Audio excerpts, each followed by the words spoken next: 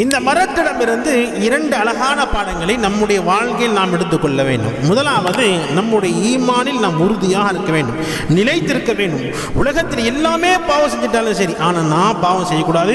உலகத்தில் எல்லாமே குஃப்ரின் பக்கம் சென்று விட்டாலும் ஆனால் என்னுடைய ஈமானில் நான் உறுதியாக இருக்க வேண்டும் என்ற முதலாவது பாடம். இரண்டாவது, மக்கள் நமக்கு தொந்தரவு கொடுக்குறாங்க, மக்கள் கஷ்டப்படுத்துகிறாங்க என்பதாக சொன்னால் நாம் நல்லதையே செய்யணும், நாம் திருப்பி கெட்டதை செய்யக்கூடாது. ஒரு அல்லாஹ்வுடைய இறைநேசர் பாருங்க, ஒரு மரத்துக்கு கீழே வந்து தூங்கும் பொழுது அல்லாஹ் ஜல்ல ஷானஹு தஆலா அந்த மரத்திற்கு பேசக்கூடிய சக்தியை கொடுக்கிறான். சுப்ஹானல்லாஹ். வல்லாஹு அலா குல்லி ஷைஇன் கதீர். அல்லாஹ் எல்லாவற்றின் மீது சர்வசக்தி பெற்றவன். குர்ஆன். அந்த மரம் பேசுகிறது, ஓ அல்லாஹ்வுடைய அடியானே, என்னை போல் ஆகிவிடு, என்ன மாதிரி ஆயிரு என்பதான் அந்த மரம் சொல்லுகிறது.